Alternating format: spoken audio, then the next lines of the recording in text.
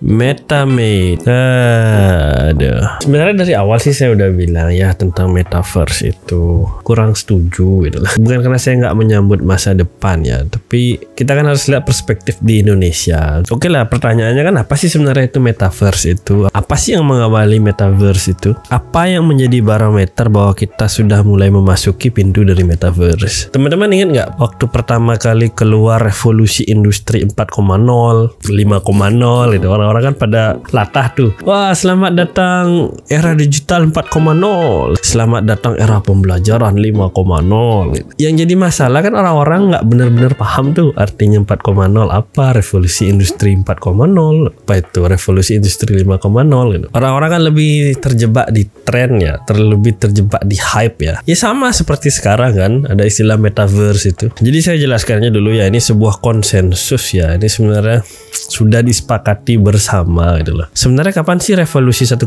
itu dimulai? Dimulai saat James Watt menemukan steam engine atau mesin uap. Jadi pada tahun 1781 akibat temuannya tuh mesin uap, semua berubah. Tenaga manusia tiba-tiba tergantikan oleh mesin uap. Ya, akhirnya menimbulkan dampak sosioekonomi ya, yang bukan hanya di Inggris pada waktu itu, sampai di seluruh dunia yang mengadopsi mesin uap itu. Sampai bagaimana kita melakukan perang, semua berubah metodenya ya, apalagi sejak senjata itu bisa diproduksi secara massal, diciptakan tank-tank besar kan. Pokoknya dampak itu disampir di semua bidang, di semua lini. Jadi harus ada penemuan besar yang menggemparkan dunia ya, sehingga bisa menjadi sebuah patokan barometer di mana kita memasuki era baru dari sebuah industri. Terus revolusi industri berikutnya apa? Revolusi industri kedua itu saat sudah mulai terciptakannya listrik. Nah, setelah revolusi industri ketiga yang ditandai dengan menjamurnya barang-barang elektronik seperti PC atau komputer ya dunia jadi semakin maju ya, semakin bersiap untuk menyambut era revolusi 4.0.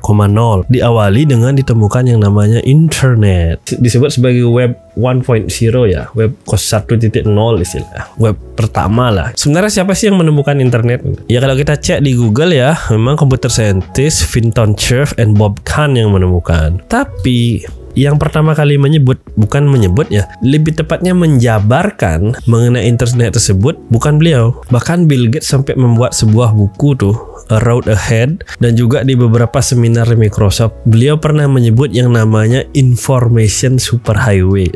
Kebayang nggak? Yaitu dimana di information superhighway itu dia membayangkan setiap PC waktu itu ya yang ada di rumah orang-orang, komputer-komputer yang besar itu terhubung dengan komputer di tempat lain, bahkan terhubung dengan komputer di seluruh dunia. Terdengar familiar gak? Ya karena yang dijabarkan itu adalah memang internet gitu. Tidak ada yang mengenal information superhighway kan, lebih mengenal dengan namanya internet. Bahkan Bill Gates sempat memprediksi ya, dimana semua orang bisa berkomunikasi melalui genggaman tangan, lalu bisa berdiskusi, mengadakan rapat tanpa meninggalkan rumah gitu. Ya akhirnya kan tercipta juga kan yang namanya smartphone kan gitu. Ada Zoom, Webex segala macam. Beliau sudah memprediksi hal tersebut. Tapi apakah akhirnya anggaplah Microsoft menjadi sebuah pemain besar di internet ataupun pemain besar di smartphone? Sayangnya enggak ya. Sejarah mencatat bahkan untuk smartphone ya masih didominasi oleh iPhone itu. Karena apa? Karena saat Bill menyampaikan mengenai pendapat beliau ya, angan-angan beliau, yang disampaikan tuh hanya sebuah visi, sebuah gambaran akan masa depan.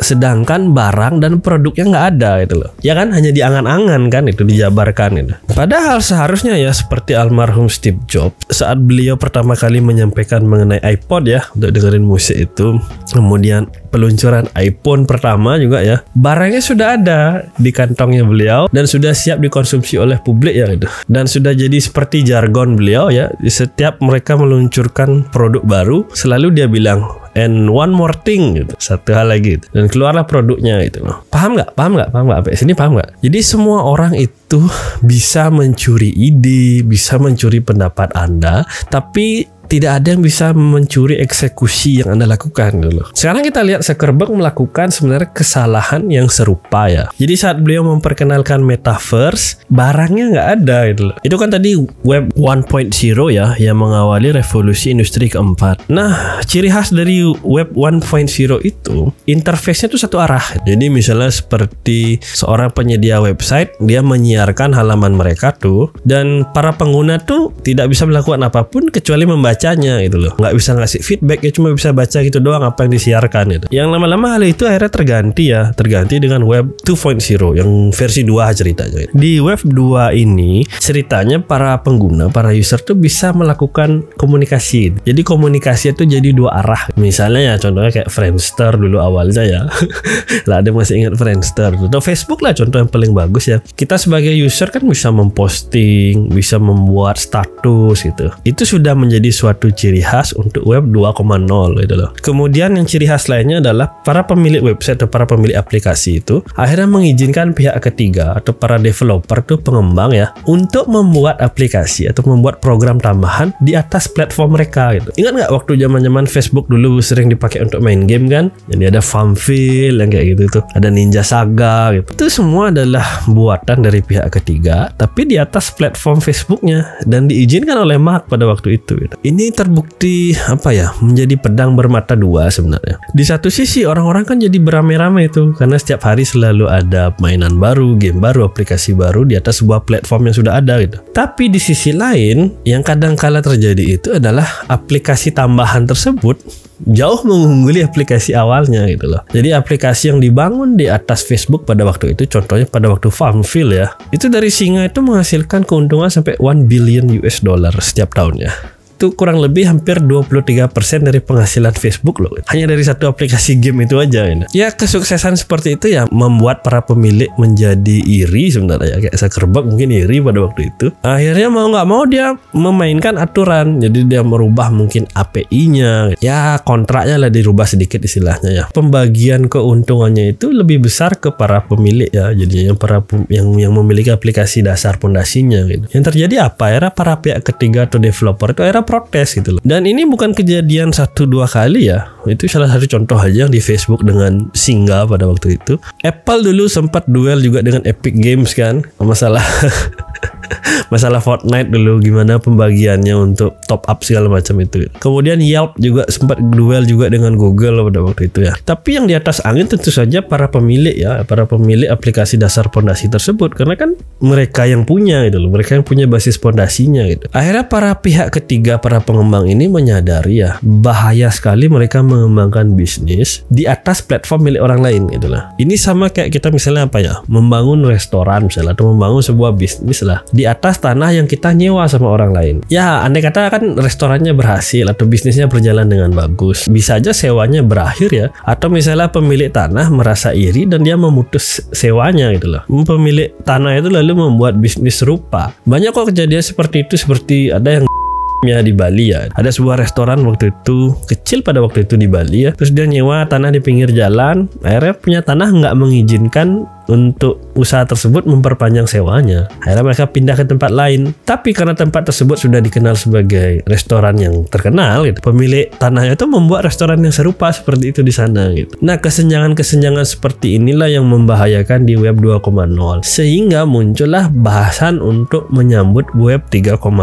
Saya nggak tahu apakah web 3.0 ini adalah metaverse. Kan kita nggak tahu ya, bisa aja namanya berubah kan, seperti information superhighway berubah jadi internet kan. Jadi di web 3.0 ini semua dilandasi oleh smart contract di atas blockchain. Jadi para pengusaha, para pihak ketiga tersebut tidak lagi tergantung dari pemilik. Mereka tidak lagi bergantung pada provider-provider besar seperti Facebook, Twitter, dan lain-lain. Hubungan yang tercipta itu akhirnya sejajar gitu loh. Tidak ada satu pihak di atas pihak yang lain karena kontraknya nggak bisa berubah, sudah ada di blockchain itu gitu. Jadi nggak ada yang bisa seenaknya merubah aturannya secara sepihak, itu nggak bisa. Contoh yang paling singkat apa ya? Seperti NFT ya misalnya contohnya. Kan saat ini kan mungkin terkenal seperti pada gambar ya, JPEG segala macam. Lama-kelamaan itu mulai diterapkan di musik, di audio ya. Bahkan beberapa kontrak legal pemerintah sudah mulai dibuat di atas blockchain di luar negeri ya. Nah itu adalah landasan awal dari mulainya revolusi industri 4.0. Ya tentu saja juga salah satu patokan terbesar lainnya adalah kemampuan kecepatan internet yang meningkat pesat pada waktu itu ya. Nggak lagi pakai GPRS ya atau HSDPA, udah nggak ya. Udah pakai 4G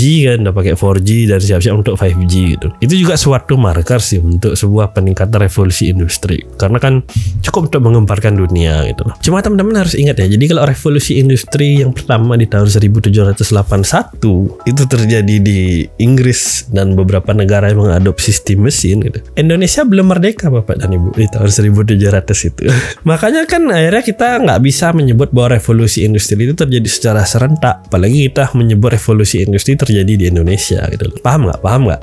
Kita merdeka tuh tahun 1945, berarti lagi 200 tahunan ya gitu. Ya memang sih jarak untuk gap seperti ini kan sudah semakin dipersingkat ya, apalagi sudah adanya internet, sudah ada komunikasi, pesawat terbang segala macam, teknologi bisa diadopsi dengan cepat. Tapi kita harus menyadari, misalnya kalau kayak internet di luar negeri, mereka bisa bilang kalau mereka sudah berhasil mengadopsi revolusi industri 4.0.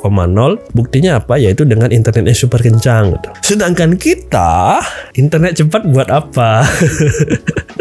Kan masih masih banyak daerah-daerah tertentu yang belum mendapat koneksi internet ya. Listrik juga belum ada. Nah itu kan makanya aneh kan, kenapa sebelum pandemi kemarin banyak yang ya mulai mengadakan era pembelajaran 4.0 gitu, di mana-mana udah mengadakan seminar-seminar simposium 4.0 gitu. Sedangkan internet aja nggak benar, nggak becus itu loh. Dan harus diingat ya, kalau internet itu hanya salah satu markernya. Kita kan harus lihat lagi bahwa untuk development di web 2.0 itu harus ada interface dua arah itu loh. Dan apakah itu sudah terjadi gitu?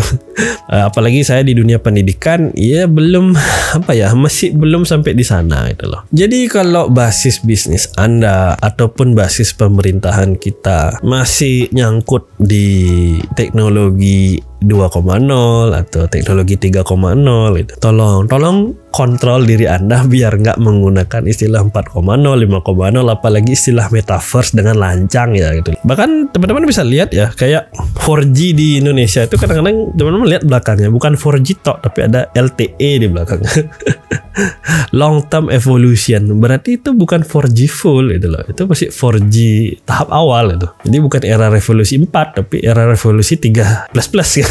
Oke, kesimpulannya, jadi kalaupun Anda memiliki sebuah ide, Anda mengutarakan ide masukan Anda, tapi kalau Anda tidak segera melakukan eksekusi, Anda bisa aja nggak kebagian profit loh, tidak kebagian profit dari ekspektasi yang ternyata benar gitu. Dan dari 7,8 miliar penduduk dunia, ini sudah separuhnya sih, hampir 4 miliar memiliki akses untuk internet. Maka kan orang-orang sudah berani bilang nih, kita sudah memasuki era internet karena hampir separuh penduduk dunia menggunakan internet. Sedangkan untuk pengguna metaverse dari 4 miliar orang tersebut, paling pengguna yang memang emerge masuk langsung ke dalam itu baru diperkirakan sekitar 3,5 juta. Jumlah yang besar tapi nggak ada apa-apanya dibandingkan 4 miliar itu loh teman-teman. Ya karena untuk start entry levelnya juga susah itu loh. Siapa sih mau 16 jam mereka pakai kacamata VR terus menerus itu. Apalagi teknologinya masih kadang-kadang bisa bikin pusing segala macam itu. Apalagi untuk membuat teknologi yang lebih murah untuk VR itu masih diperlukan waktu gitu. Itu di luar negeri ya. Di Indonesia kan kita harus lihat lagi kondisi kita seperti apa. Kembali saya tekankan, bukan saya menentang, bukan saya menolak untuk pengembangan apalagi di dunia riset dan teknologi ya. Yang saya sampaikan adalah kita belum siap. Kita belum ada urgensi untuk sampai di sana. Tapi tidak menutup kemungkinan ya, perkembangan itu adalah sesuatu yang kekal dan akan terjadi terus-menerus. Dan memang nggak ada salah kita mempersiapkan diri dari awal. Ya biar nggak jadi yang terlalu ketinggalan banget lah. Oke, mungkin itu aja dari saya di video kali ini. Jangan lupa like dan subscribe-nya. Sampai ketemu di video berikutnya. Dadah.